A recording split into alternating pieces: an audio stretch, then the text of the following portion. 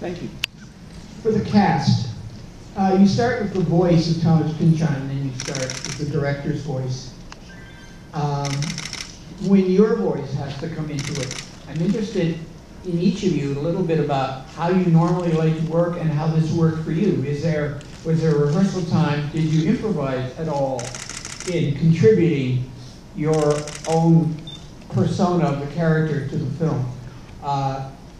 Just a little bit about how each of you liked to work and how you did work. Owen?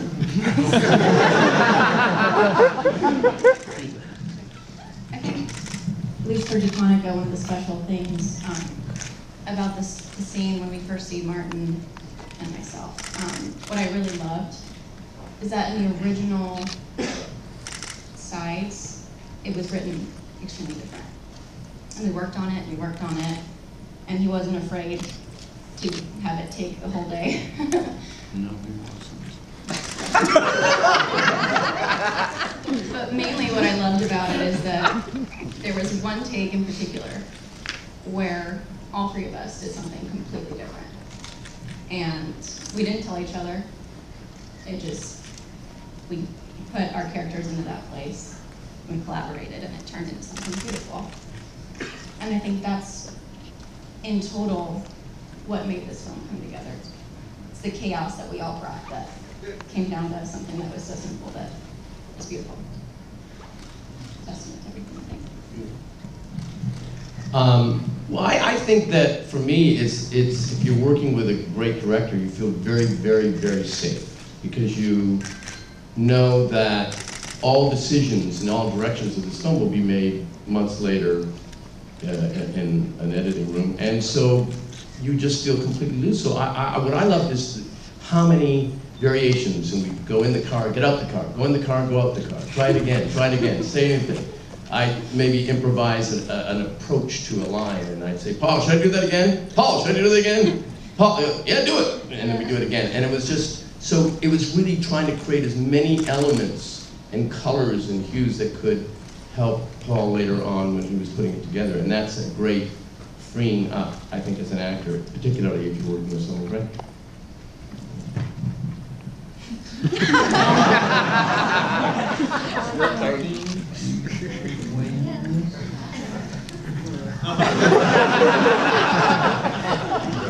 Owen, how did you get scarred? Well, it was a very loose way of working, and but I think that you know, I sometimes wouldn't necessarily know exactly what I was doing. I just sort of, you know, have to kind of rely on, I guess what you're sort of saying, that you know that you kind of feel comfortable or safe that, you know, these decisions will be made further down the road, and you just try to do different stuff. But I don't remember a lot of improvising, but we were sort of, you know, encouraged to kind of do anything. Yeah, it was just a very kind of loose, kind of chaotic. You know, was that different from how you normally work, Paul, this movie? Or was this usually how you work? Because it felt, you know, like we keep saying, very loose and chaotic.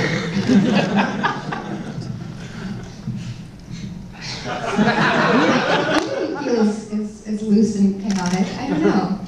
I mean, I feel like maybe it's all different parts of the structure and the story and how, you know, there's different tones, but I feel like with Hope, we kind of just started with the words, you know, because they're so important in this film, and I guess that was a new thing for me, really focusing on the words and the narrative and the story, and just making sure, you know, before we sort of hit print, you know, that we have all of these, because, you know, he's such a beautiful writer, you know, that we have all of these little things that can kind of pull from such a giant source, and so I feel like it was really nice. I've never been able to collaborate in a way with a director, just sit down with the words and just see what feels right. And then, you know, which was a very structured process, I think, and then getting to sort of sit, you know, across the table with Doc and become a wild animal, you know. I mean, that's where the chaos comes from, but that chaos can only come from a grounded you know, sort of logical base in a way, because you have to know where you're going to be spinning from, you know? I mean, I think there was a point where Joaquin and I just started clicking at each other for about 5 minutes. It was pretty, you know, incredible. And it just, you know, the logic becomes the chaos and the chaos becomes the logic, but that's, you know, as you were saying, so lovely. It's just having a safety net beneath you, you know, to build from that.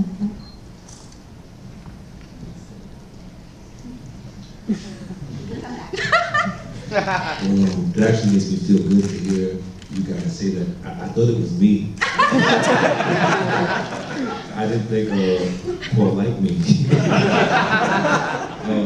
It was very loose, and it was, you know, I came into the project a huge fan of both Joaquin and Paul, and I think I hadn't slept for like 48 hours. I came straight from another job to this one, and you know, it was just the process was it was different. It was like, you know, I never, you know, most of my credits, you know, are in television where, you know, they crack the whip and you think it's just time, and then, you know, I get to this situation, it's like, well, let's sit down and talk about this. I'm like, really? Did you just wanted to just, you know, to perform? You're like, no, let's talk about this. And Joaquin was so generous, and you know, I came in, you know, very you know, intimidated, you know, to come to be invited to this table to play with such an amazing immense talent. So I came with a nervous energy, and then you know, to be put in a situation that I was foreign to me. It was I just thought you didn't like me. You know, I definitely felt the same way. I knew although the process was new for me, I knew I was safe. I knew I was in good hands, and I knew that I had to trust. And I'm grateful that I was given the opportunity to do that. I think Paul was just trying to make you feel paranoid. It worked. I didn't like you.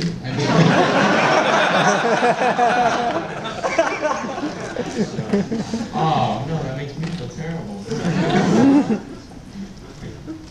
I guess I would have to echo everything that has been said.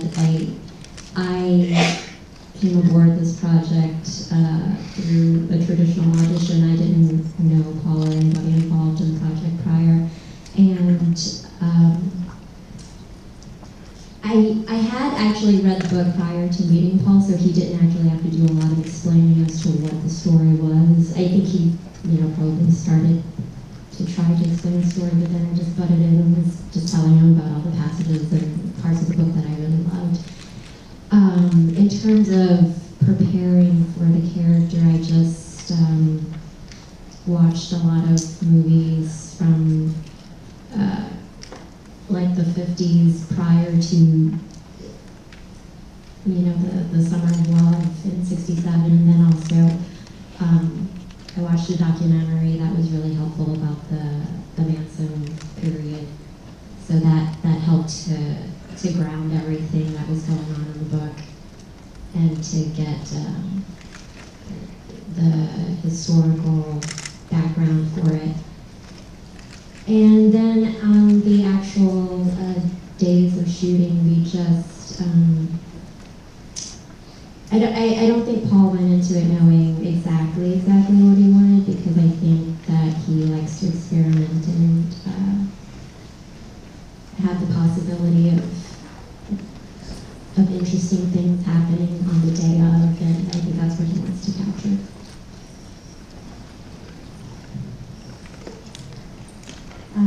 There wasn't a lot of, I feel like my particular character didn't lend herself to improvisation because I had sort of a responsibility to speak for the actual text, not only when doing the narration, but even on screen. I felt sort of yoked by this sense that nothing should come out of my mouth that wasn't written in the book, or at least written in the script through, you know, a decision that was made by the writer.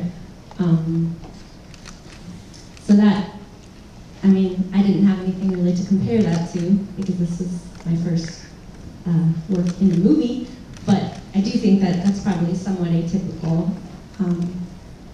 But I still experienced a sort of sense of the, for me it didn't feel like chaos, but certainly receptiveness to sort of change a plan based on a momentary instinct. The first shot of the movie was not on any sides I got. There was no, I wasn't really told that that was going to happen. I don't know if that was an improvised decision that Paul made or what, but it was sort of at the end of the day that I had already done my stuff for the day and was getting ready to go home. And there was a passage that I think was intended to just be voiceover, and Paul was like, "Will you just sit on this park bench for a second, or park picnic table?" And we tried it there, and then he's like, "Try sitting on this lawn," and just asked some random people who were juggling in the background, I think, to stay there. And did it, and like I didn't have it memorized or anything. I just really quick attempted and messed up a couple times, and then finally, hopefully, got it sort of right. And didn't think anything else of it. I was 99% sure that that would not be in the movie, and it was. And so I do think that, like, there is a little bit of sense of floating on sort of an instinct or opportunity. I have my own. I just think hearing what everybody has to say, I feel like as more of a bystander watching Paul work on this movie, I think it depends on the scene.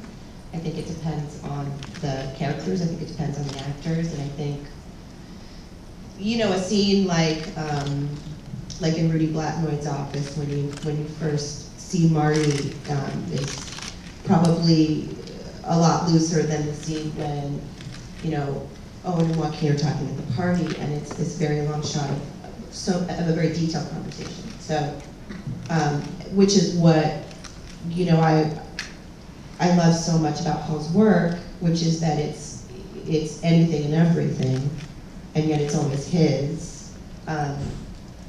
And, you know, it allows a scene like in Dr. Blatnoy's office to be crazy, but then something else to be dark and mysterious. And, I don't know, I got to improvise a little bit about an afro or something like that.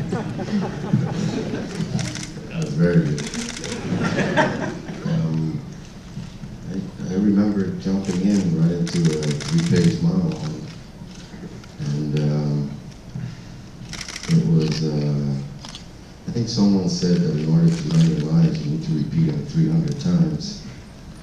And by the end of the scene, we knew our lines.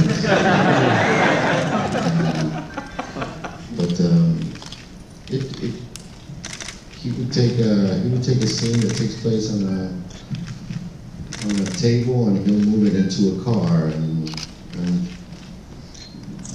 it was like dancing in a way, and I really enjoyed it. I think working with Joaquin and my scenes with Josh Brawl too were a lot of fun. There was a lot of laughing, and Paul was laughing at us, so that was fun.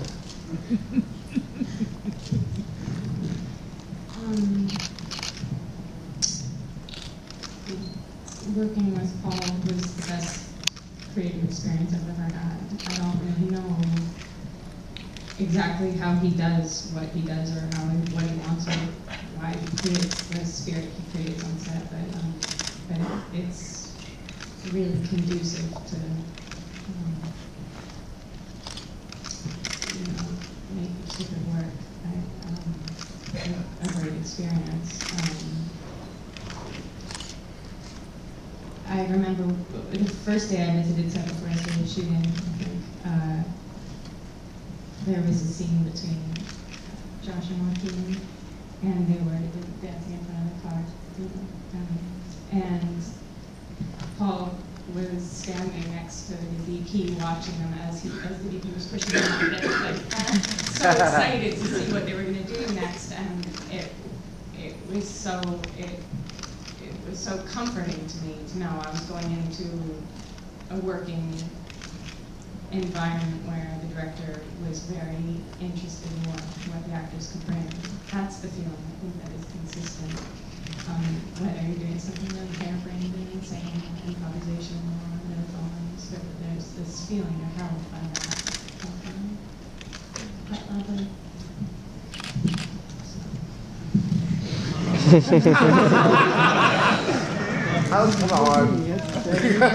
Okay, we've got time for one final question. Jena.